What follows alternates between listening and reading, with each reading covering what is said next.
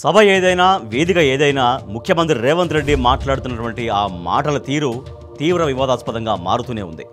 ఎన్ని విమర్శలు వచ్చినా కూడా తన మాట తీరుని మార్చుకోలేకపోతున్నారు సీఎం రేవంత్ రెడ్డి. ఇటీవల లెక్చరర్లకు నియామక పత్రాలు అందించే కార్యక్రమంలో కూడా అదొక ప్రభుత్వ కార్యక్రమం. ఆ కార్యక్రమంలో కూడా తెలంగాణ తొలి ముఖ్యమంత్రి కేసీఆర్ పైన చాలా ఇష్టారీతిన మాట్లాడారు సీఎం రేవంత్ రెడ్డి.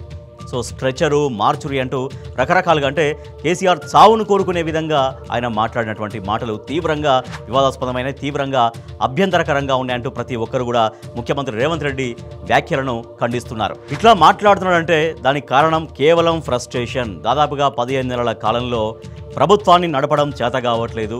తర్వాత అనేక అవినీతి ఆరోపణలు, ప్రజల నుంచి తీవ్రమైన వ్యతిరేకత, ఇవన్నీ కూడా ఏం చేయాలో అర్థం కాక ఈ రకంగా ఫ్రస్ట్రేషన్ని వెలిబుచ్చుతున్నారు సీఎం రేవంత్ రెడ్డి అంటూ నెటిజన్లు కూడా అభిప్రాయపడుతున్నారు. ఒక సీఎం మాట్లాడుతున్నాడంటే ఆ సీఎం స్థాయిని పెంచే విధంగా ఉండాలి.